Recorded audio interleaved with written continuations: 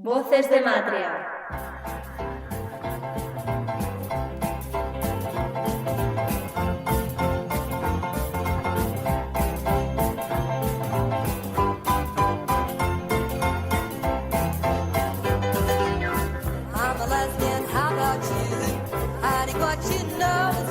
Acompáñanos y participa en la creación de Matria.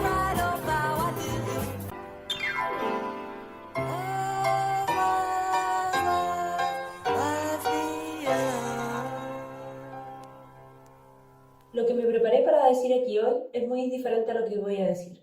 Quería venir aquí militante y orgullosa, y con un enfado del demonio, pero cada vez más descubrí que el enfado es una pálida sombra al lado del dolor que siento.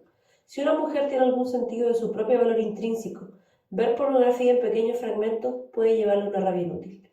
Estudiar la pornografía en cantidad y profundidad, como he estado haciendo durante más meses de los que quiero recordar, convierte a esa mujer en una mujer en duelo. La pornografía en sí misma es vil. Caracterizarla de cualquier otra manera sería mentir. Ninguna plaga de intelectualismos y sofistas masculinos puede cambiar u ocultar ese simple hecho.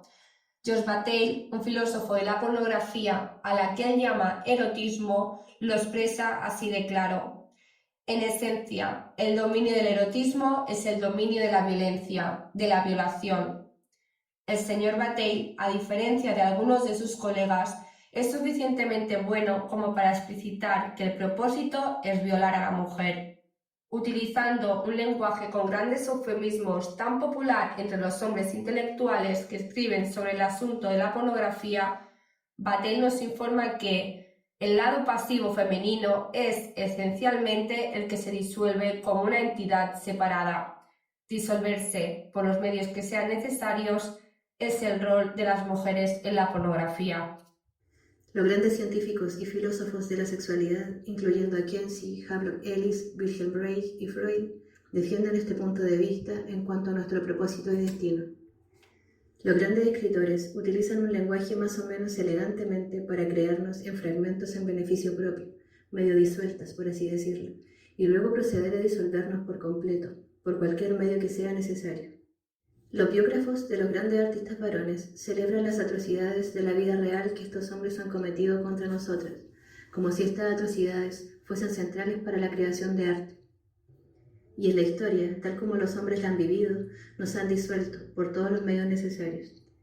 Desollar nuestra piel y crujir nuestros huesos son las fuentes estimulantes del arte y la ciencia definidos por los hombres, así como el contenido esencial de la pornografía. La experiencia visceral de uno de las mujeres que literalmente no conoce límites me ha llevado más allá del enfado y de las lágrimas. Solo puedo hablaros desde el duelo. Todas esperamos que el mundo sea diferente al que es, ¿no? No importa qué carencia material o emocional hayamos experimentado en la infancia o la edad adulta. No importa qué hayamos entendido de nuestra historia o de los testimonios de personas que aún viven sobre cómo la gente sufre y por qué. Todas creímos, aunque fuese en privado, en la posibilidad humana. Algunas de nosotras creímos en el arte, o la literatura, o la música, o la religión, o la revolución, o en la infancia, o en el potencial redentor de la erótica o del afecto. Sin importar qué sepamos de la crueldad, todas creímos en la bondad. Y sin importar qué sabíamos del odio, todas creímos en la amistad o el amor. Ninguna de nosotras podía haberse imaginado o creído en los simples hechos de la vida tal como los conocemos. La rapacidad de la codicia de los hombres por el dominio, la malignidad de la supremacía de los hombres, el virulento desprecio a las mujeres, que es el fundamento mismo de la cultura en la que vivimos. El movimiento de las mujeres nos ha forzado a todas a enfrentar los hechos. Pero no importa lo valientes y lúcidas que seamos, no importa lo lejos que estemos dispuestas a llegar al ver la realidad sin romance o ilusión. Estamos sobrepasadas por el odio de los hombres hacia nosotras, su morbosidad, su compulsividad, su obsesión, su celebración por ello en cada detalle de la vida y de la cultura. Pensamos que hemos captado este odio de una vez por todas. Lo hemos visto en su espectacular crueldad. Hemos aprendido todos sus secretos. Nos hemos acostumbrado, o lo hemos superado, o nos hemos organizado contra él para protegernos de sus peores excesos. Pensamos que sabemos todo lo que hay que saber sobre lo que los hombres le hacen a las mujeres, incluso si no podemos imaginar por qué hacen lo que hacen.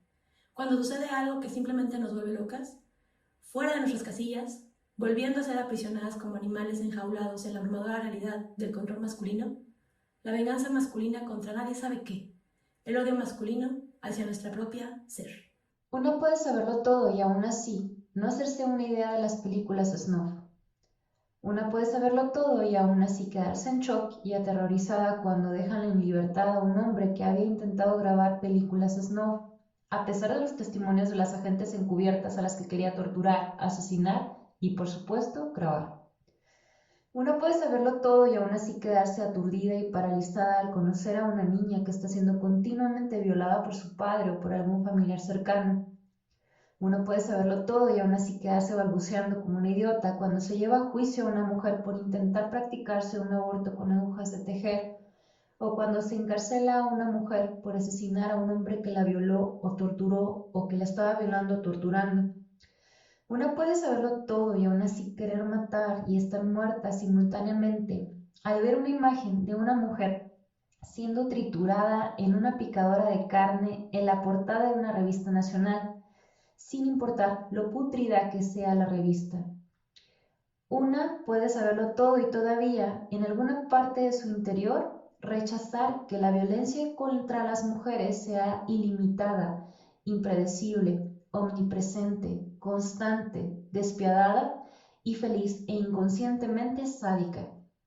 Una puede saberlo todo y aún así ser incapaz de aceptar el hecho de que el sexo y el asesinato estén fusionados en la conciencia de los hombres, de forma que uno, sin la posibilidad inminente del otro, es impensable e imposible. Una puede saberlo todo y sin embargo, en el fondo, negarse a aceptar que la aniquilación de las mujeres es la fuente de significado y de identidad de los hombres. Una puede saberlo todo y aún así querer desesperadamente no saber nada, porque enfrentarse a lo que sabemos es cuestionar si la vida tiene algún valor. Los pornógrafos modernos y antiguos, visuales y literarios, vulgares y aristócratas, presentan una proposición consistente. El placer erótico para los hombres se deriva y se basa en la destrucción salvaje de las mujeres. Como escribió el pornógrafo más homenajeado del mundo, el Marqués de Sade, llamado el Divino Marqués por parte de los hombres intelectuales, en uno de sus momentos más comedidos y cívicos. No hay mujer sobre la tierra que hubiera tenido motivos para quejarse de mis servicios si hubiera estado seguro de poder matarla después. La erotización del asesinato es la esencia de la pornografía, así como la esencia de la vida. El torturador puede ser un policía que le arranca las uñas a una víctima en una celda de la prisión, o un supuesto hombre normal comprometido con el proyecto de tratar de follarse una mujer hasta la muerte. El hecho es que el proceso de asesinar y tanto violar como golpear son pasos de ese proceso. Es el principal acto sexual de los hombres en la realidad y o en la imaginación. Las mujeres, como clase, deben permanecer atadas, sujetas a la voluntad sexual de los hombres, porque el conocimiento de un derecho imperial a matar, ya sea ejercido en toda su extensión o solo parcialmente, es necesario para avivar el apetito sexual y el comportamiento. Sin las mujeres como víctimas potenciales o reales, los hombres son, utilizando la jerga sanitaria actual, sexualmente disfuncionales.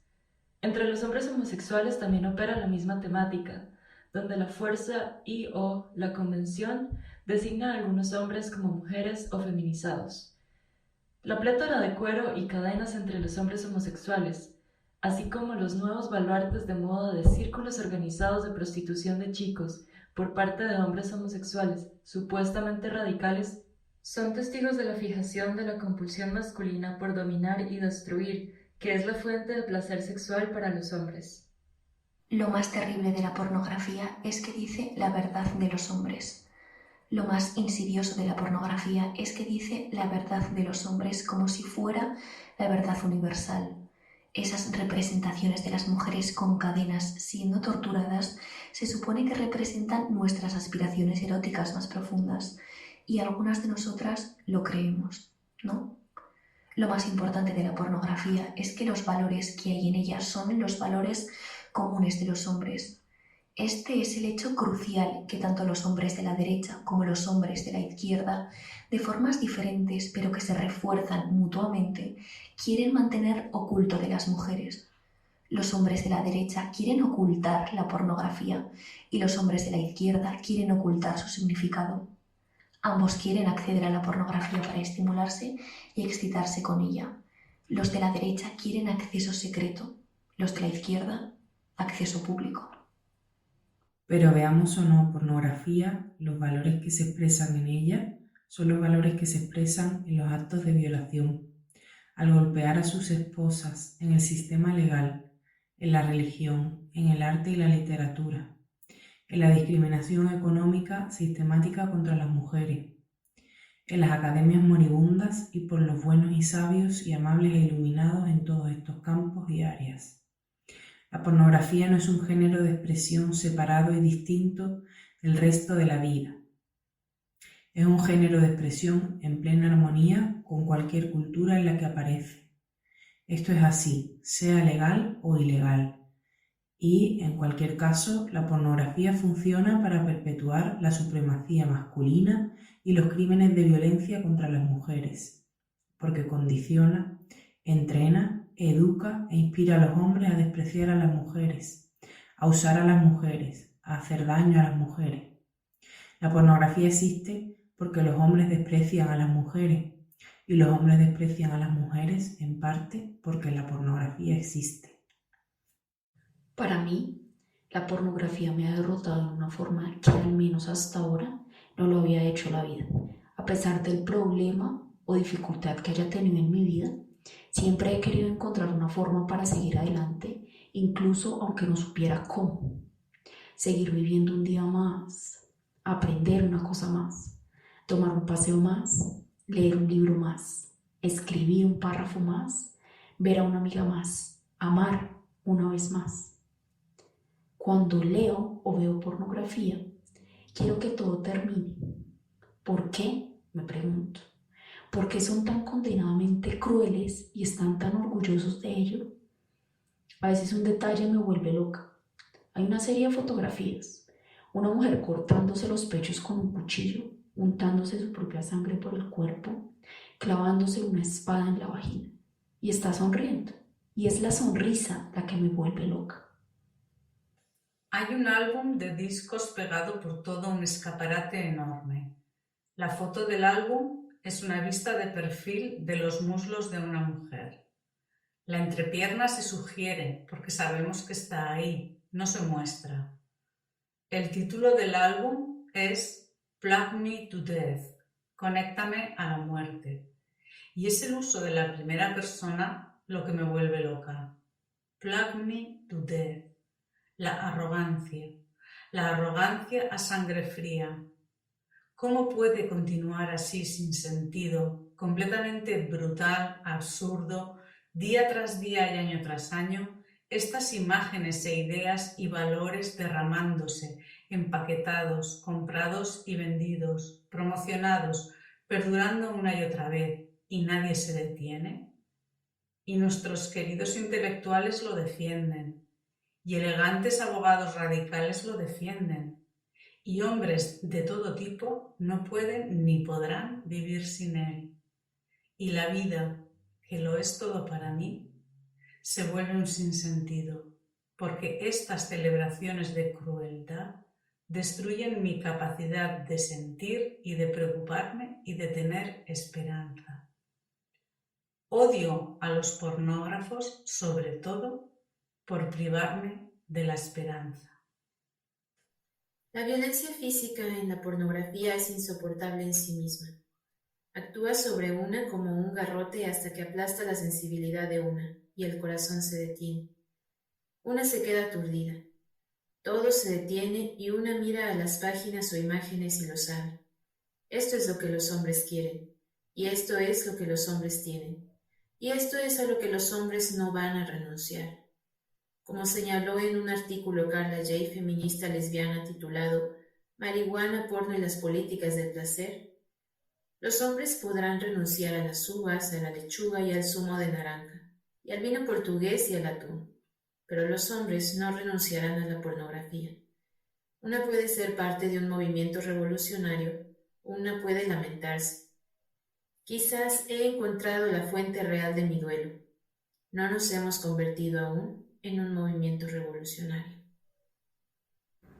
Esta noche vamos a caminar juntas, todas nosotras, para recuperar la noche, como lo han hecho las mujeres en ciudades de todo el mundo, porque en todos los sentidos ninguna de nosotras puede andar sola. Cada mujer andando sola es un blanco, cada mujer andando sola es casada, acosada, una y otra vez es herida por violencia psicológica o física. Solo caminando juntas podemos caminar con algún sentido de seguridad, dignidad o libertad. Esta noche, caminando juntas, proclamaremos a los violadores y a los pornógrafos y a los golpeadores de mujeres que sus días están contados y que nuestro momento ha llegado. ¿Y mañana? ¿Qué haremos mañana? Porque, hermanas, la verdad es que tenemos que recuperar la noche, cada noche, o la noche nunca será nuestra. Y una vez que hayamos conquistado la noche, tendremos que alcanzar la luz para tomar el día y hacerlo nuestro. Esta es nuestra elección y esta es nuestra necesidad. Para nosotras, los dos son indivisibles y debemos ser indivisibles en nuestra lucha por la libertad. Muchas de nosotras ya hemos caminado muchas millas valientes y duras, pero no hemos llegado demasiado lejos. Esta noche, con cada respiración y con cada paso, debemos comprometernos a recorrer la distancia, a transformar esta tierra en la que caminamos desde la prisión y las tumbas en nuestro legítimo y gozoso hogar. Esto debemos hacer y esto haremos por nosotras mismas y por todas las mujeres que han vivido.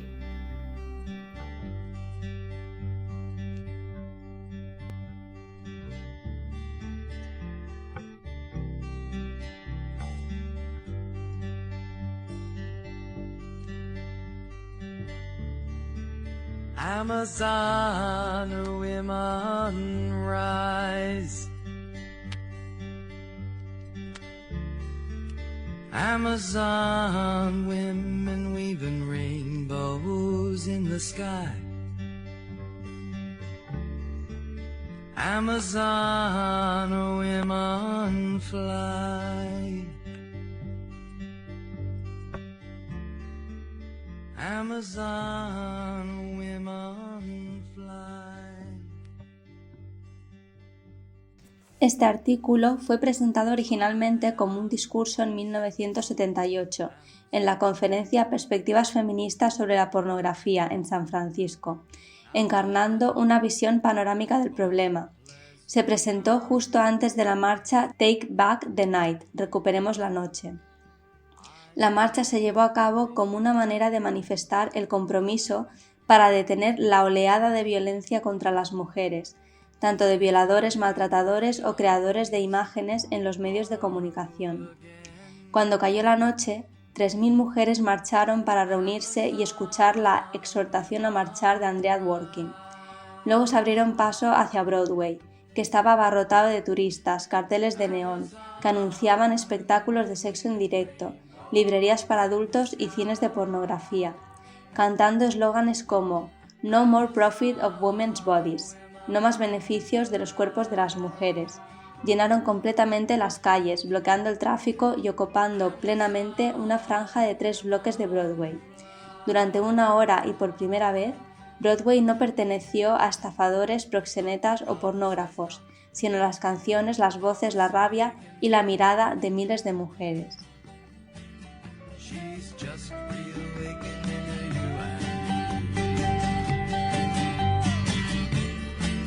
Heal yourselves, practice your craft of the wise. Amazon nation is about to rise.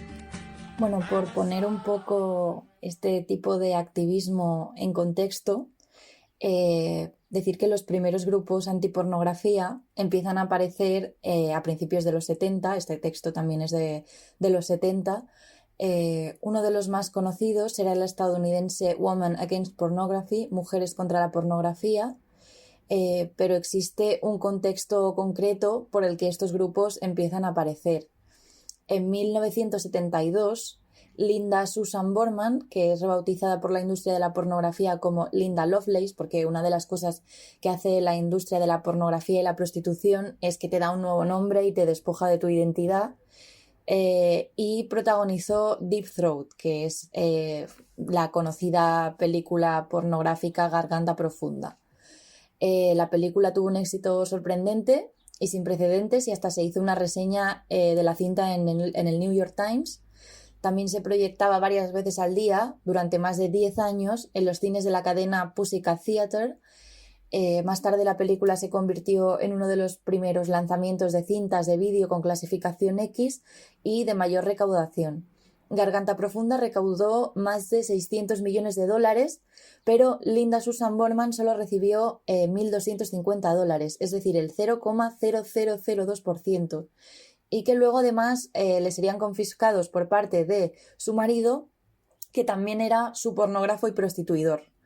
Las feministas radicales de aquella época denunciaron el caso de Linda, entre ellas Andrea Dworkin, que pertenecía al grupo Women Against Pornography, que en su demanda para divorciarse de Chuck Traynor, que era su prostituidor, dijo que la habían obligado a hacer pornografía a punta de pistola y que en Garganta Profunda se pueden ver los moratones en las piernas de las palizas que él le pegaba. Dijo que su marido la obligaba a hacer estas cosas apuntándole a la cabeza con un rifle AR-15. También dijo que en su autobiografía que su matrimonio había estado plagado de violencia, violación, prostitución forzada y pornografía privada.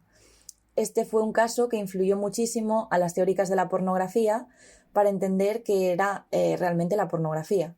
Otro asunto que influyó muchísimo y que Andrea también cita en este discurso fueron las películas conocidas como snuff, que desde principios del siglo pasado es sinónimo de asesinar. Luego incidiremos más sobre ello, pero son películas que se vendían y se venden como torturas sadomasoquistas, violaciones y asesinatos reales.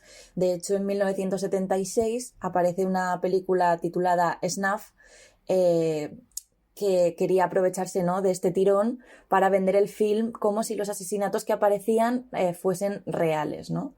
Luego también aparece en carteles publicitarios como el de los Rolling Stones en Black and Blue, que significaba soy negro y azul de los Rolling Stones y me encanta, o sea, ponía eso en el cartel.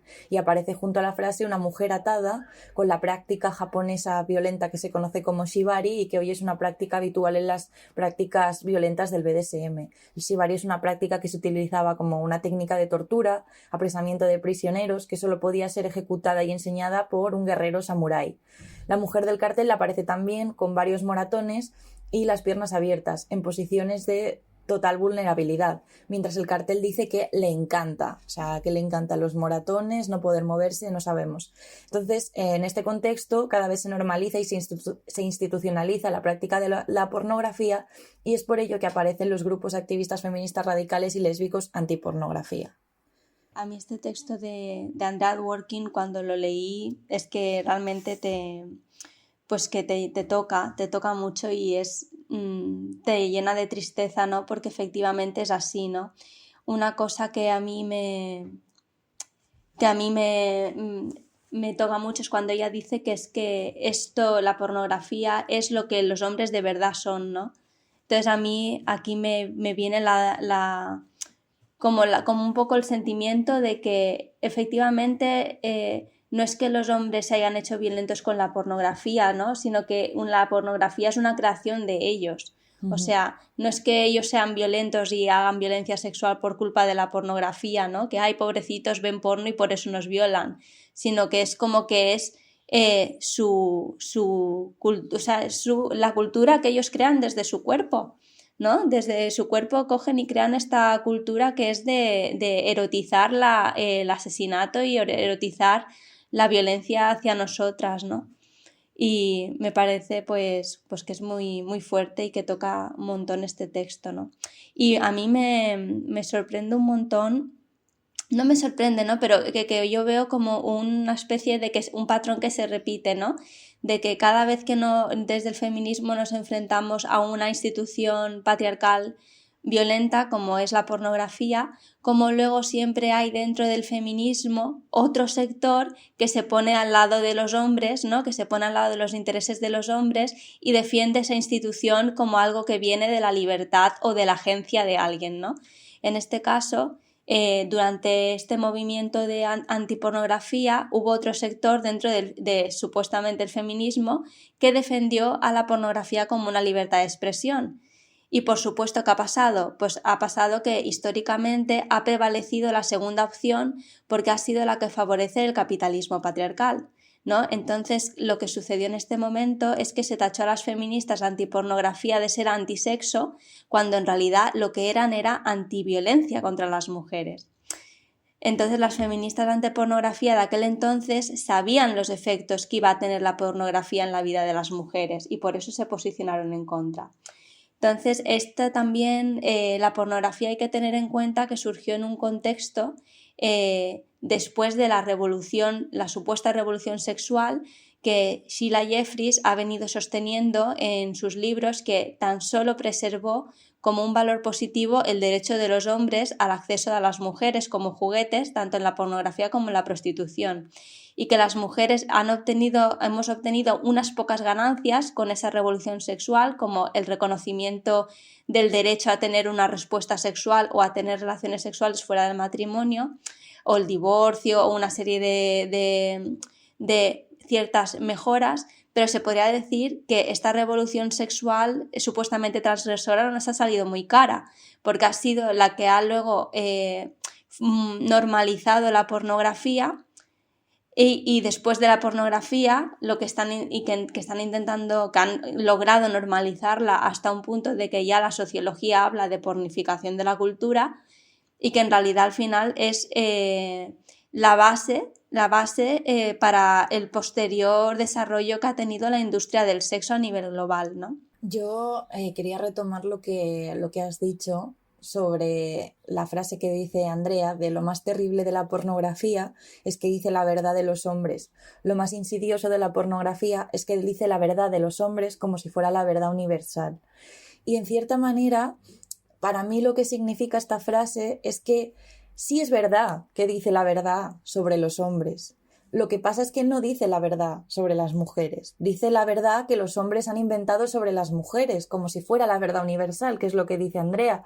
Pero esta no es nuestra verdad, es la verdad de ellos. Entonces, Robin Morgan en aquella época dijo la famosa frase de la pornografía es la teoría, la violación es la práctica. Pero Andrea Dworkin más adelante modifica esta frase porque considera que es incorrecta, porque la pornografía es la teoría, la pornografía es la práctica también. Porque ellas consideran la pornografía también como dentro de esa violencia, dentro de una definición que es mucho más amplia de la que se utilizaba y la que se utiliza hoy, de hecho, como pornografía.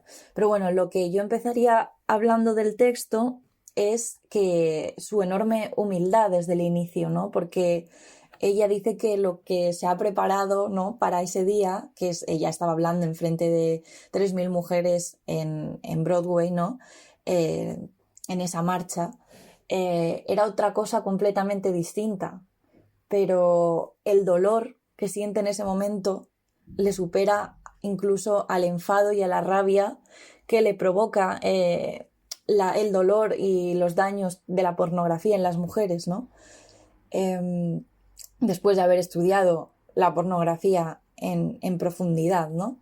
Entonces yo me quedo con que, porque el texto, a pesar de que sea una especie de texto luto, al final sí que le veo una cierta esperanza, ¿no? De solo uniéndonos las mujeres, reclamando la noche todos los días. O sea, no creo que sea un texto que cuando termina de decirlo estás hundida, que por una parte sí, pero es esperanzador también. Entonces yo creo que ella hace algo que es fundamental, que es utilizar la rabia y el dolor de forma transformadora y no quedarse en el inmovilismo.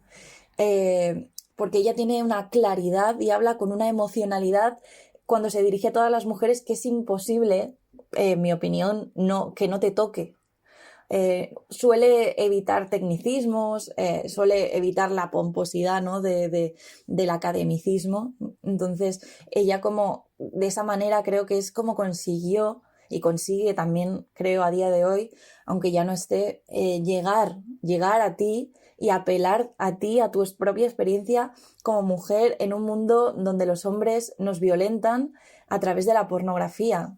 Entonces, cuando una realidad como esta te pasa en cierta manera por el cuerpo, no puedes disociarte de esa realidad. Ella lo vive, como que lo respira y habla desde esa realidad, ¿no? Sí, ella habla partiendo de sí y por eso es que llega a nosotras y llega a las demás y sigue llegando tantos años después, ¿no? Porque está hablando de una verdad subjetiva que nosotras podemos también sentir nuestra, ¿no? Porque es también nuestra verdad subjetiva, ¿no? Exactamente. También cuando habla de que no solamente son un tipo de hombres los que acceden a la pornografía, ¿no?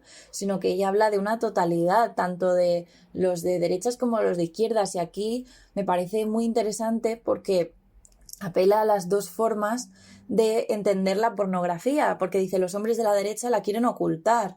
Claro, porque los hombres de la derecha apelan constantemente a la moralidad tradicional, ¿no? De la queremos ocultar porque la consumimos y nos sentimos avergonzados, mientras que los hombres de la izquierda quieren ocultar su significado, pero no el hecho de que la consuman. Por eso dice que ambos quieren acceder a la pornografía, pero que las de la derecha quieren acceso secreto y los de la izquierda un acceso público, ¿no? Y es esta forma de ver más allá de esa ideología masculina, yendo a la raíz, que es, independientemente de la ideología que prevalece es la del odio hacia las mujeres. Sí, totalmente. O sea, ahí los hombres, es que yo he llegado a un punto, es que no veo, a nivel de misoginia, no hay diferencia entre izquierda y derecha. No hay diferencia. Al final siempre prevalecen los intereses de ellos, siempre el contrato sexual es el que ellos no quieren cambiar, ese contrato por el cual hay dos tipos, o sea, se negocia el acceso a nuestro cuerpo y ese derecho de acceso a nuestro cuerpo no lo quieren tocar, ni unos ni otros. Lo quieren seguir teniendo. Y por eso a nadie nos puede sorprender que sean la izquierda luego la que quiera regularizar, que si la prostitución, que si los vientres de alquiler, que si la autodeterminación del sexo, pues que en el fondo son igual de misóginos, e incluso diría que son hipócritas, porque al menos los de derecha te los ves venir, pero a los misóginos de izquierda no te los ves venir, estos te engañan, ¿no? Entonces me parecen, o sea, no me gustan ninguno de los dos, tampoco es que vaya a decir que uno sea peor que otro, no me gustan igual ninguno de los dos, pero que se ve claramente, ¿no? Como buscan lo mismo. Al final no pueden ser nunca aliados de ninguna manera. Sí, además lo que me interesa de Andrea Dworkin y me parece interesante es que no se queda en la pornografía es, digamos, un mecanismo de publicidad, de propaganda de la misoginia, sí, pero la pornografía funciona aparte de para perpetuar la supremacía masculina y los crímenes de la violencia contra las mujeres, la pornografía existe porque los hombres desprecian a las mujeres. O sea, es algo que se retroalimenta y por eso mismo ella considera que la pornografía en sí no solamente es esa teoría, sino que es violencia en sí misma. Y me parece que es como una vuelta de tuerca que le da Andrea Dworkin a través de ese ver más allá, a través de haber escuchado a tantas y tantas mujeres víctimas de la pornografía. Y es por eso que más adelante desarrollaría el modelo de ordenanza antipornografía con Catherine MacKinnon. Sí, esto viene a rebatir un mito que todavía hoy pues mucha gente dice, ¿no? Que dice, no, es que la pornografía es una fantasía. Entonces es que ante esto tenemos muchas cosas que decir. Y es que en primer lugar las mujeres y las niñas que aparecen en la pornografía no son ninguna fantasía, son mujeres y niñas de carne y hueso que están viviendo esa violencia en su realidad. O sea, entonces ya simplemente por eso ya la pornografía es violencia, porque no son dibujos animados, son personas reales, ¿no? También niños. La pornografía es una transmisión, ¿no? Ya sea a nivel visual o leído, escrito, de una ideología de odio hacia las mujeres, que luego los hombres replican a través de la prostitución o a través del matrimonio, a través de las prácticas violentas sexuales, que no son sexo, porque sexo es solamente si es deseado, pero a través de las prácticas de violencia sexual, tanto en la pareja heterosexual como en la prostitución, por así decirlo.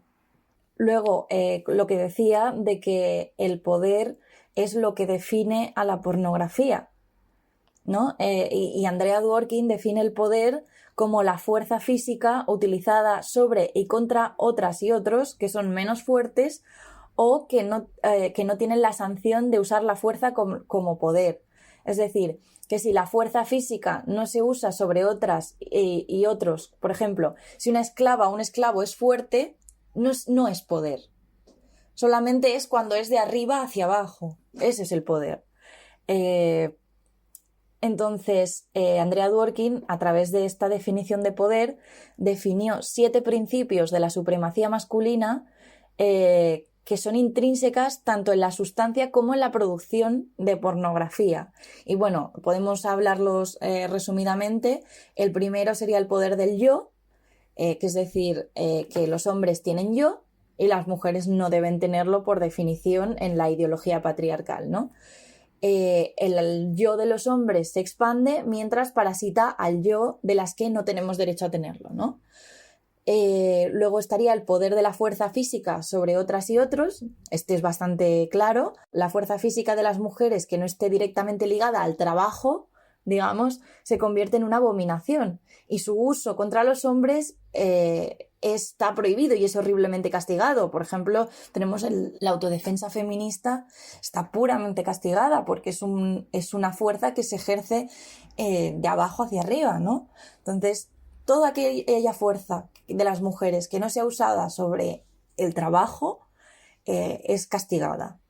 Entonces, la fuerza física masculina no tendría por qué, pero se expresa como poder. Él no solo toma, sino que toma por la fuerza. Esto diría Andrea Dworkin. Luego tenemos el poder del terror. Todo esto está presente, como hemos dicho, en la pornografía. Es la capacidad de aterrorizar para inculcar miedo en una clase entera de personas que somos las mujeres, ¿no? Esto abarca desde la violación, la agresión, abuso sexual de niñas y niños, la guerra, que es un producto masculino, el asesinato, la mutilación, la tortura, la esclavitud, la agresión verbal y bueno, luego tenemos los símbolos del terror que están presentes también en la pornografía. La pistola, el cuchillo, la bomba, el puño. Y luego ella define el que es el símbolo oculto del terror, el pene como como un arma, ¿no? Entonces tenemos que en la pornografía estos actos y símbolos se encuentran en todas las combinaciones, ¿no? Luego tenemos el poder de nombrar, porque ellos tienen y han tenido el poder de nombrar las cosas, establecer los límites, designar a cada cosa su reino y sus cualidades para determinar lo que puede y no puede expresarse, ¿no? Para controlar, digamos, la percepción en sí misma.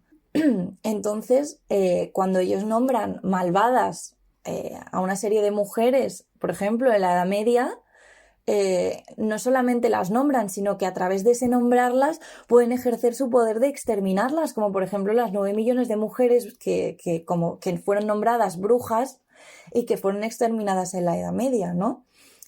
Nombran a que las mujeres quieren ser violadas y luego las violan, por así decirlo.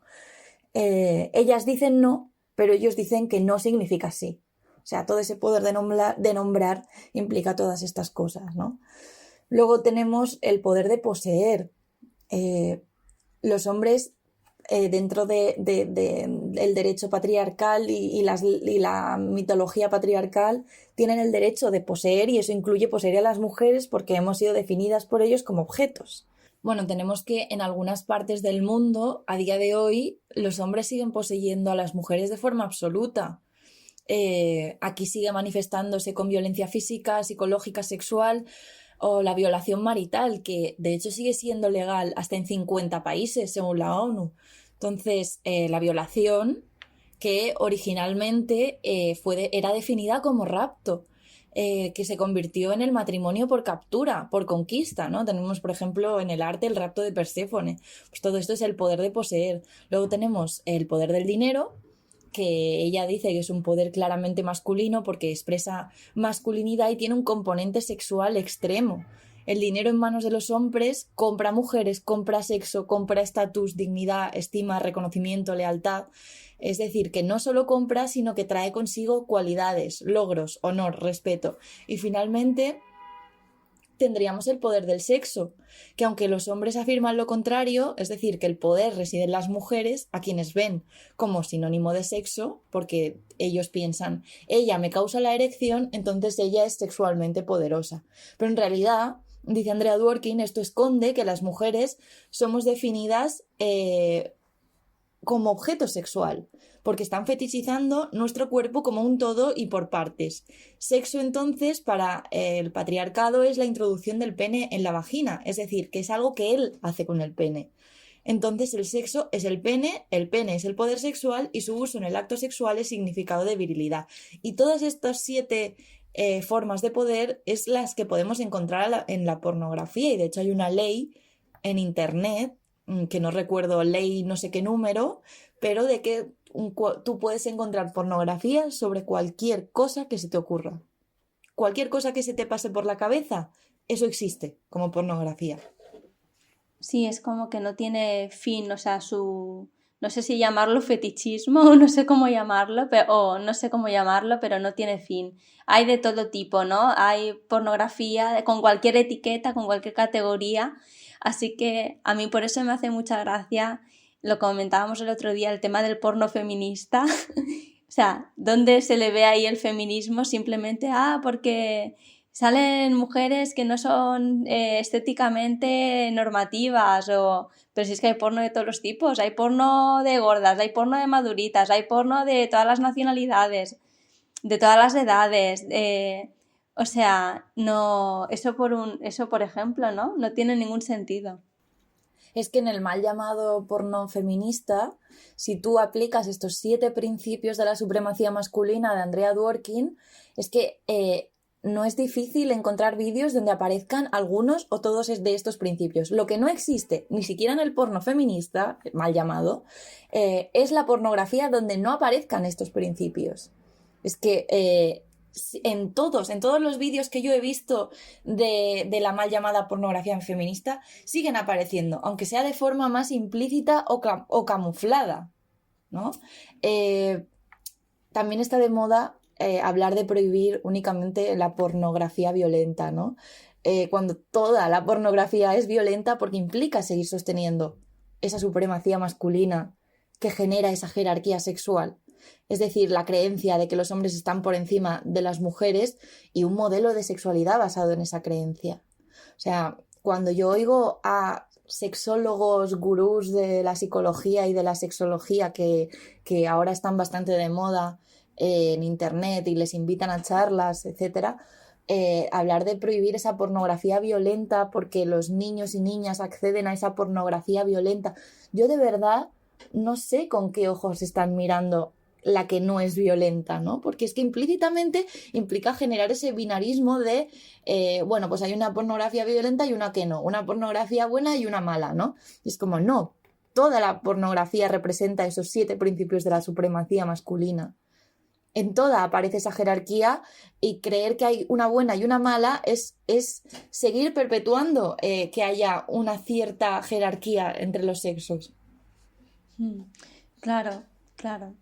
Yo sé, yo de la poca que he visto, porque me acuerdo que una vez miré alguna de Erika Last y era como, me acuerdo varias escenas. Una era que se veía como una pareja que trabajaban juntos en un restaurante y que después de recoger el restaurante se ponían a follar y él le pedía la mano a ella, ¿no? Y se veía como es como una pareja normal hetero follando, ¿no? Y encima con todo la parafernalia del amor romántico, del matrimonio. Claro, desde un punto de vista radical, pues tú dices, o sea, es básicamente es hacer porno con el amor romántico. Ya ves tú, qué radical es eso, ¿no? Y qué feminista es eso. Y sí, es que al final siguen apareciendo símbolos de poder, claro que de es la supremacía el masculina. anillo, el anillo. Es que y yo igual digamos de esta pornografía autodenominada feminista que he visto, la única diferencia que he visto es que, bueno, que tampoco sé si es tanta diferencia, porque pretenden ir como que están quitando ese modelo, esa mujer canónica de la pornografía, pero es que no es verdad, porque en la pornografía encontramos a mujeres de todos los tipos de cuerpos, porque todo tipo de cuerpo para los hombres es fetichizable. Claro. Entonces, que intenten hacer eso es un poco ridículo teniendo en cuenta de que en la pornografía convencional, por llamarla de alguna manera, podemos encontrar todo tipo de mujeres de todo tipo de aspectos. Sí. Entonces, esa supuesta diversidad, pues tampoco es que no cambia nada con respecto a esa pornografía anterior. O sea, las pocas cosas que yo he visto, no le veo el feminismo por ningún lado. Sigo viendo las relaciones de poder, aunque cambien los roles. Se sigue viendo no sé, yo es que no le veo el amor romántico. O sea, y también el tema del coito siempre está incuestionado. O sea, el coito como práctica sexual que da placer a las mujeres, este mito del coito como la gran práctica sexual que nos encanta y que nos da súper placer, eso sigue incuestionado en cualquier tipo de porno, cuando en realidad ya las radicales ya vieron claro que el coito, y Andrea Dworkin tiene un libro sobre eso, Intercourse, que el coito en sí mismo, pues que a nosotros, y Carla Lonzi, que no es ninguna práctica sexual por excelencia que nos dé mucho placer, el único placer que lo tienen es ellos. O sea, Claro, porque es una práctica de dominación, realmente. Es una práctica de dominación. Y han convertido dominación. en la práctica sexual por excelencia una práctica que debería ser únicamente reproductiva. Sí. Porque la sexualidad de las mujeres, o sea, el placer de las mujeres no se encuentra en el coito.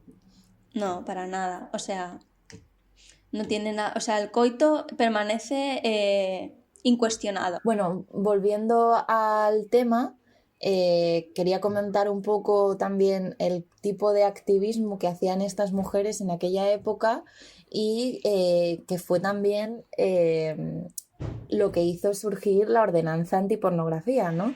Porque se empezaron con reuniones de autoconciencia feminista en las que se reunían para hablar de las prácticas sexuales violentas que realizaban con las personas a las que querían, ¿no? Con las relaciones que tenían. También visualizaban de forma crítica pornografía en casa de las integrantes y esto lo hacían de forma...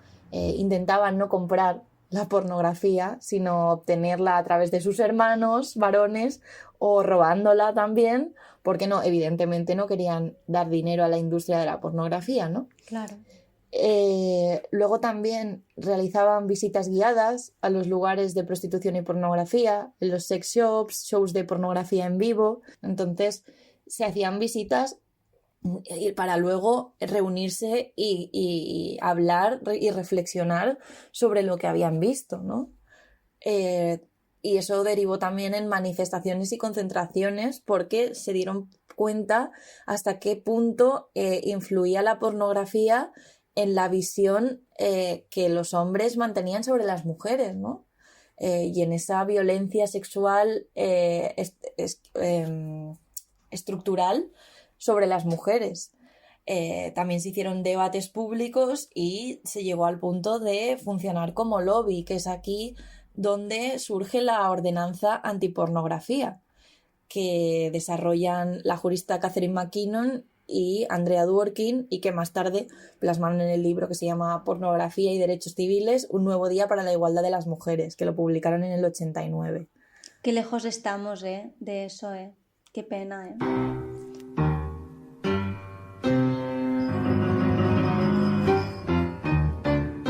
Here come the lesbians, here come the leaving lesbians. We're gonna please you, tease you, hypnotize and tightly squeeze you. We're gonna get you if we can. Here come the lesbians. Don't go and try to fight it, run away or try to hide it. We want your loving, that's our plan. Here come the lesbians. Don't look in the closet. Antes de comentar la ordenanza, me gustaría hablar del principio de igualdad, porque ellas se basaron en ese principio de igualdad, pero no es un principio de igualdad como el que se suele pensar, ¿no? Porque ellas utilizan igualdad como que de alguna manera alguien poderoso tiene que perder poder, y que de hecho ese poder ha sido y sigue siendo algo protegido mediante la ley. Es decir, que si se quita el poder a quienes lo tienen, eso significa más poder para quienes habían estado explotadas, ¿no? No es una igualdad en un sentido de ya somos iguales, no, sino es una igualdad teniendo en cuenta que hay una estructura y hay una jerarquía, y que para que lleguemos a la igualdad hay quien tiene que perder poder y hay quien tiene que ganarlo. En esta ley se intenta aprobar en Minneapolis y en Indianápolis en el año 83, se llega a aprobar, se celebran audiencias públicas para investigar los efectos de la pornografía, y digamos las audiencias que se celebran describen una variedad de daños a través de los cuales se formula esta ley, ¿no? Que es muy claro, o sea, es muy importante también decir que esto lo deja claro también Julia Long en el libro que tiene, que se llama Anti-Pornography, que no es una ley de censura, no es una ley que censure la pornografía, es una ley que castiga y penaliza los daños que genera la pornografía. Y es muy hábil eso, ¿no? Porque si no, lo que hace es mover una ley de censura, y lo que hace es mover hacia la clandestinidad. Y lo que quisieron hacer ellas es una ley que permita a las mujeres reaccionar y defenderse ante los daños que eso provoca, ¿no? Lo consideraron, me parece una estrategia muy inteligente. La de no es una cuestión de censura, es una cuestión de que las mujeres puedan protegerse de los daños que eso crea, porque de esa manera se puede penalizar a los creadores de la pornografía y entonces ya no les sale rentable el negocio. Entonces es brillante. O sea, para mí la leí, está el modelo de ordenanza, y dije, qué brillantes que han sido, porque han ido más allá de pensar en la censura, que es lo típico y que al final no funciona, porque encima le da como más... lo hace más atractivo, ¿no? Porque todo lo prohibido, como luego que tiene un halo más de que sea más atractivo, y que dicen, no, que hagan lo que quieran, pero nosotras nos vamos a poder defender de los daños causados. Exactamente. Y así, poniendo multas. Por eso, bueno, si quieres leer cómo definen la pornografía. Vale, voy a leer. Pornografía significa la subordinación sexual explícita de las mujeres a través de imágenes y o palabras que también incluyan uno o más de los siguientes. A. Se representa a las mujeres deshumanizadas como objetos, cosas o mercancías sexuales. B. Se presente a las mujeres como objetos sexuales que disfruten de la humillación o del dolor. C. Se presenta a las mujeres como objetos sexuales que experimenten placer sexual a través de la violación, el incesto u otras agresiones sexuales. D. Se presenta a las mujeres como objetos sexuales atadas, con cortes, mutiladas, magulladas o lastimadas físicamente. E. Se presenta a las mujeres en posturas o posiciones de sumisión sexual, servilismo o exposición. F. Las partes del cuerpo de las mujeres, incluidas entre otras vaginas, senos o nalgas, se exhiban de tal manera que las mujeres queden reducidas a esas partes. G. Se presente a las mujeres siendo penetradas por objetos o animales. H. Se presenta a las mujeres en escenarios de degradación, humillación, heridas, torturas, mostradas como sucias o inferiores, sangrando, magulladas, lastimadas, en un contexto que torne sexuales estas condiciones. 2. El uso de hombres, niñas, niños o transexuales en lugar de mujeres en esta definición también es pornografía para los propósitos de esta ley. 3. Persona incluye niñas, niños o transexuales. Está súper bien porque lo hace súper completo, ¿no? No es simplemente las mujeres en estas condiciones, sino cualquier persona o niño o niña que esté en esas condiciones. Exactamente, es decir, que reconoce que hay una jerarquía sexual, que es lo más importante para mí, porque definen, el artículo 1 dice que la pornografía es discriminación sexual, es decir, que es una jerarquía de los hombres por encima de las mujeres, pero que hay situaciones concretas en que hay hombres transexuales o niños o niñas que pueden ocupar en esa jerarquía el papel que ocupan las mujeres. Entonces,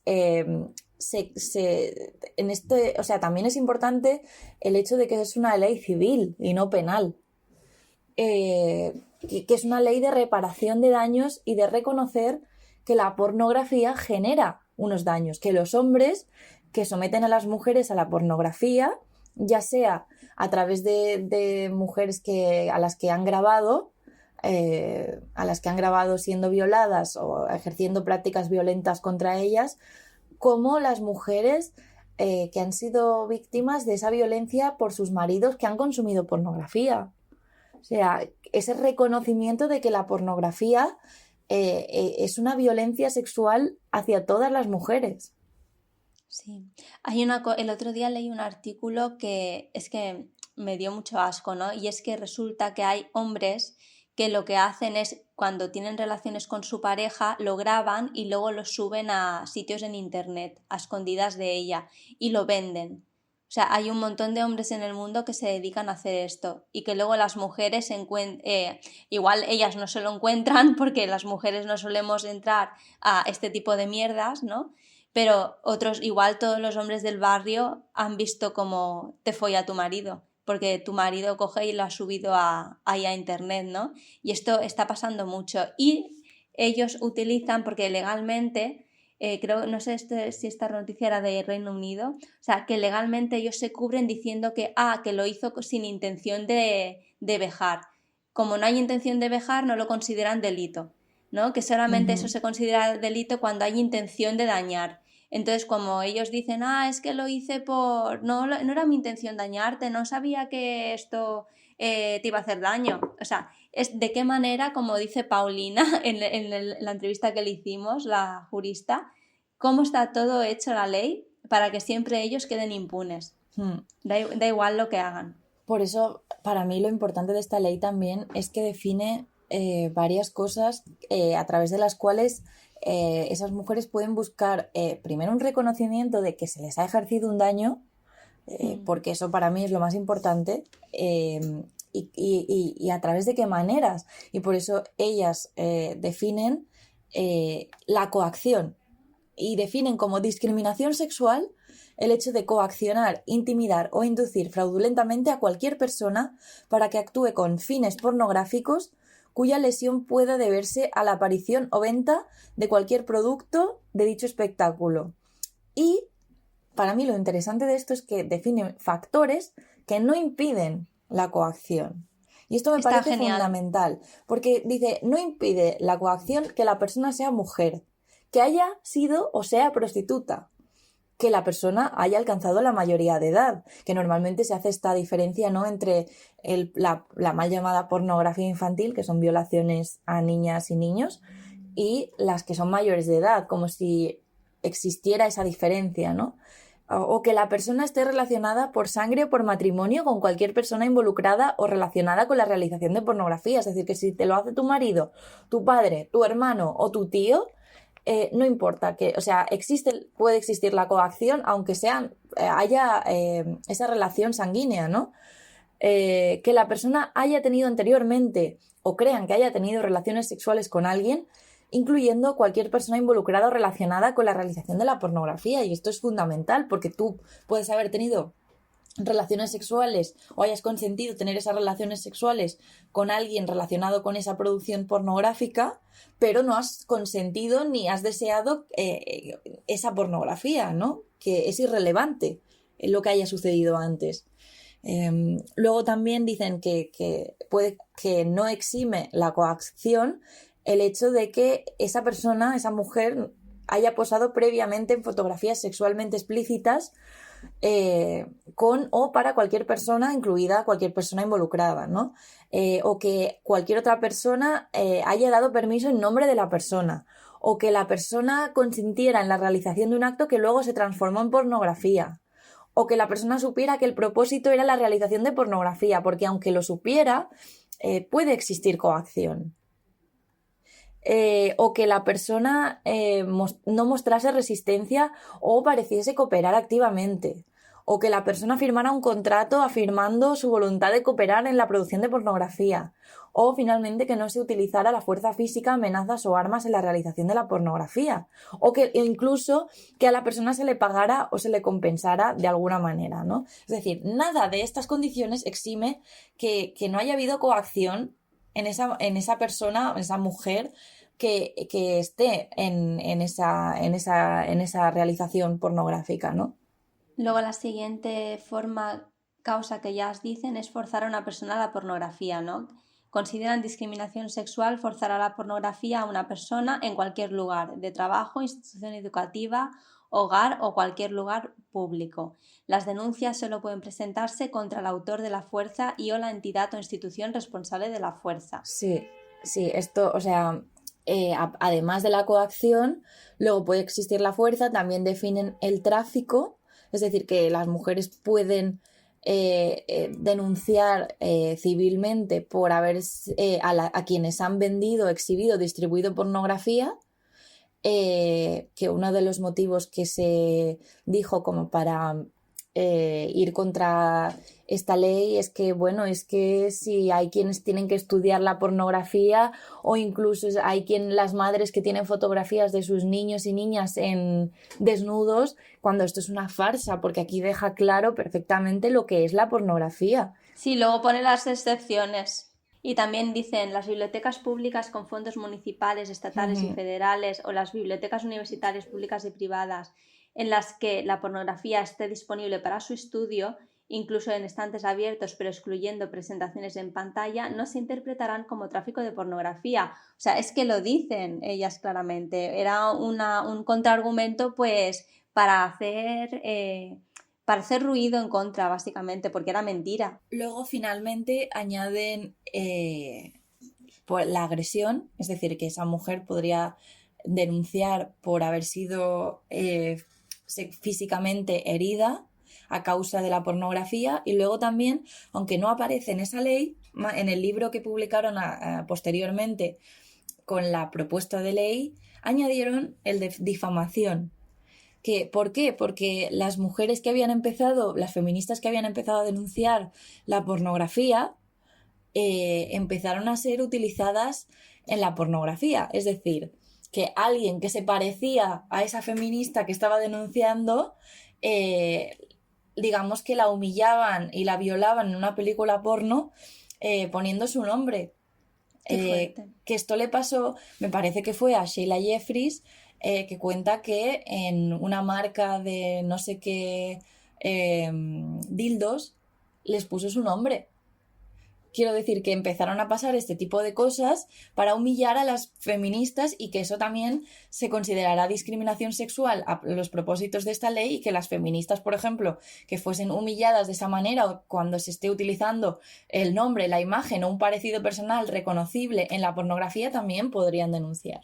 Es que es pura misoginia, o sea, que no lo tenga claro es que no le da la gana de verlo, ¿no? Se ve a la legua, se ve. Sí, y luego, ¿qué pasó con esta ley? Que se apeló a la primera enmienda de la Constitución de Estados Unidos. Bueno, explica Julia Long en su libro que, aunque el juez se dejó convencer por las pruebas presentadas en apoyo de la ordenanza y de hecho estuvo de acuerdo con el argumento fundamental de que la pornografía funciona para subordinar a las mujeres, irónicamente fue este propio reconocimiento de su poder de subordinación lo que llevó al juez a sacar la conclusión de que la pornografía constituye, por tanto, una forma de discurso político y que, por tanto, esta libertad a este discurso político está protegida por la primera enmienda de la Constitución de Estados Unidos, que es a la libertad de expresión, ¿no? El caso llegó al Tribunal Supremo, donde fue confirmado sumariamente que es una medida inusual y muy significativa, que significaba que no se podría introducir una legislación similar en los Estados Unidos. Qué fuerte. Claro, decir, porque ahí sí. ellos eso lo hicieron por la cantidad de dinero que tenía eso detrás.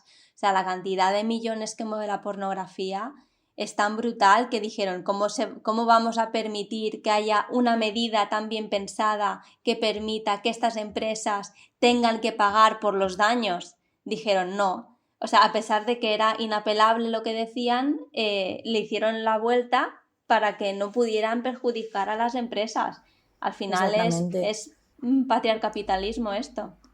Sí, y de hecho uno de los argumentos que escucho más en contra para cuando hablamos de aplicar una ley similar, que normalmente no se habla de aplicar una ley similar porque ni siquiera se conoce esta ley, ¿no? Pero bueno, cuando se habla de aplicar una ley antipornografía, yo he escuchado en boca de supuestas referentes abolicionistas que no se pueden poner vallas al campo. Pero es que esta ley no pone vallas al campo, porque esta ley no censura, sino que lo que hace es ofrecer a las mujeres la posibilidad de una reparación legal en caso de que, cuando pueden demostrar que han sido perjudicadas por la producción, distribución o uso de la pornografía. Entonces, no tiene nada que ver, y de hecho esta ley ha influenciado proyectos de leyes posteriores, como por ejemplo la ley Primarolo en Reino Unido, y también se ha intentado hacer en otros países, pero una ley como tal igual no se ha conseguido hacer en ningún país, porque hay muchos intereses de por medio y la pornografía es uno de los negocios que constituyen más volumen de capital a día de hoy. Totalmente. Y aquí yo he extraído del libro La industria de la vagina de Sheila Jeffries unos cuantos párrafos sobre el tema del tamaño y de la industria de la pornografía, ¿no? Unas cuantas reflexiones, he cogido algunos párrafos. Dice: el tamaño y el valor de la industria de la pornografía en el presente y la medida en que ha sido incorporada en la cultura dominante en el día a día de los negocios de las corporaciones y de las industrias del entretenimiento, la música y la moda, hace muy difícil seguir pensando su carácter transgresor, ¿no? Muy pronto la pornografía se ha vuelto cine para adultos, una empresa respetable, y detrás de esto estaba el crimen organizado, ¿no? O sea, y dice: Richard Pauline documenta una parte de la historia de la participación de la mafia en la industria de la pornografía. Entre 1975 y 1980 hubo una guerra por el control del desarrollo de la industria que provocó 25 muertes solo en el estado de Nueva York. Pauline cita a William Kelly, un investigador de la industria del porno del FBI, que dice que es imposible estar en la industria y no estar en contacto de un modo u otro con la mafia. Luego sigue: este negocio controlado por la mafia se volvió respetable a finales del siglo XX. Las corporaciones reconocidas y prestigiosas dejaron atrás cualquier prurito que pudieran haber tenido y vieron las ganancias que podrían obtener de la distribución de la pornografía. Como dijo el fundador y director de Digital Playground, es que esta es una de las 5 más grandes de Estados Unidos de porno, ¿no? Dice: creo que el negocio del porno ocupa el lugar de Las Vegas y el juego en los años 70. Las Vegas pertenecía a la mafia y se fue dando una transición entre estos pequeños grupos y las corporaciones. Creo que lo mismo está ocurriendo con la industria. Esto obvio ya ha pasado con la industria del porno y es lo que quieren los regulacionistas de la prostitución que pase con la prostitución, ¿no? Quieren, o sea, exactamente el mismo patrón que ha pasado con la pornografía lo quieren implantar también en la explotación de la prostitución, ¿no? Luego dice: la pornografía se convierte en tan mainstream que empieza a tener inversores. Constituye un negocio tan rentable que empresas como General Motors también empezaron a comprar empresas distribuidoras de pornografía. Las compañías de las tarjetas de crédito, también comenta ella, están involucradas en la industria del porno porque son las que más se usan para pagar y tienen el convenio para que aparezca otro nombre en el extracto, ¿no? Para que las mujeres o para que nadie se puedan enterar de lo que este consumidor está comprando es pornografía, ¿no? O sea, hay ahí se están ahí compinchados las empresas de las tarjetas de crédito para ocultar, para que no se delate lo que están comprando en realidad, ¿no? Por decir un poco así el origen de por qué a día de hoy se ha como convertido a nivel social en un negocio más, todo este origen lo tenemos en las mal llamadas sex war, guerras del sexo, ¿no? Que surgen en los 80 y que es a partir de ahí donde se empieza a relacionar desde esta teoría del sexo-género, que no la voy a llamar feminista, desde esta teoría, digamos, este inicio del posmodernismo, se empieza a relacionar la pornografía como dentro de lo que se ha llamado sexualidades disidentes. Se saca de la esfera privada la sexualidad y se pone encima de la mesa como algo público, ¿no? Por eso la famosa frase de lo personal es político. Pero entonces surge esta reacción de personas que siguen una ideología individualista y que consideran que lo que hacen ellos y ellas en su cama, digamos, no debería ser analizado ni reflexionado, sino que lo que nos gusta es lo que hay y que no debe ser cuestionado. Y entonces dentro de esto está la pornografía, ¿no? Que no debería ser cuestionada porque si es lo que nos gusta, pues fin. Y claro, pues la industria de la pornografía se aprovecha de este discurso para institucionalizarse cada vez más. Claro, le viene de perlas, ¿no? Este discurso, ¿no? De los gustos son apolíticos, ¿no? Lo que te guste no tiene ningún contenido político ni se debería analizar políticamente, ¿no? Porque es como una afrenta personal, ¿no? Si cuestionas mis gustos, ¿no? Es una afrenta, en vez de verlo como, oye, que estamos analizando esto, viendo the big picture, ¿no? O sea, vamos a ver una mirada panorámica. Claro, y porque genera unos daños. Claro. Porque cuando tus gustos personales no hacen daño a nadie, pues maravilloso. Pero mientras los gustos personales generen unos daños y una violencia sobre un grupo entero de personas, pues no pueden dejarse sin reflexionar. Claro, obvio, claro, porque es que no son gustos inocuos, ¿no? Son algo que hace daño, ¿no?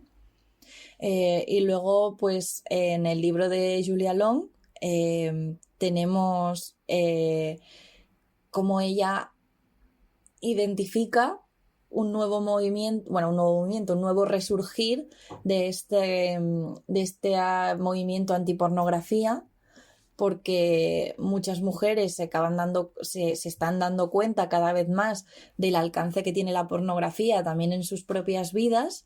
Ella empieza hablando de una acción directa que hicieron en el año 2010, donde unas 30 activistas de un grupo que se llamaba Object se vistieron en pijama e hicieron una protesta en una tienda que se llama Tesco de Inglaterra, que había mandado un aviso a sus clientas y clientes para que no fueran en pijama porque les parecía como ofensivo a otros clientes y clientas, ¿no? Y ellas aprovecharon eso porque esta tienda tenía revistas pornográficas en la sección de revistas, ¿no?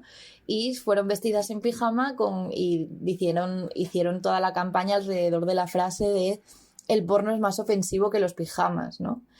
También cubrieron con revistas las revistas con bolsas marrones que habían escrito en ellas mensajes feministas, se hicieron una cadena y bailaron una conga al ritmo de vamos a deshacernos de las revistas para tíos, ¿no? Y sí que es verdad que yo también, pero más en contextos anglosajones que en nuestro país, sí veo un resurgimiento del activismo antipornografía. Sí, qué bonito sería que hiciéramos eso aquí también, ¿eh? Sí, lo que pasa que también explica Julia que este activismo hubo un momento en que se enfrió, sobre todo en los años 90, y ella cita a Tarrow, que es una autora que explica por qué ciclos llegan a su fin. Y ella da varias razones, como por ejemplo el agotamiento y la desilusión de las activistas, el llamado síndrome del burnout, ¿no? Institucionalización de las ideas radicales, que eso me parece como súper fundamental, que es lo que ha pasado aquí también, porque, por ejemplo, tenemos cada vez más instituciones, asociaciones que están subvencionadas por instituciones, entonces todo esto al final hay unos intereses y eso hace que disminuya el activismo porque tú tienes un interés ya en cobrar un sueldo, ¿no? Luego tenemos el faccionalismo dentro del feminismo, es decir, que a través de estas guerras del sexo que dice Sheila Jeffreys que no son guerras del sexo, sino que son guerras contra el feminismo, se divide cada vez más el movimiento, ¿no? Y luego el papel del Estado y de los organismos de control en la configuración de la trayectoria del movimiento, al premiar las aspiraciones moderadas y penalizar o reprimir los objetivos y las actividades más radicales. Es decir, que si el Estado lo que hace es crear puestos a nivel institucional, pero solo para un feminismo moderado, lo que haces es que deje de existir cada vez más un movimiento que proclama cambios más radicales, ¿no? Y que todos estos elementos, dice ella, que jugaron su papel en el declive del feminismo antiporno de los 80, pero por suerte ellas ven un resurgimiento de este activismo antiporno, aunque yo en España precisamente no lo veo. No sé cómo lo verás tú. No, yo sé de mujeres concretas que hacen su activismo, ¿no? Y forman parte de alguna forma viven de este feminismo institucional. Yo creo que el problema es que no hay una comprensión radical de lo que significa la pornografía, que por eso nosotras considerábamos fundamental hacer este episodio, ¿no? Este podcast sobre la pornografía, porque realmente creemos que no hay una comprensión de lo que es la pornografía realmente, que se queda todo muy en la superficialidad y que podemos coger estos modelos de mujeres y estos modelos de activismo para realizarlos nuestros propios. Sí.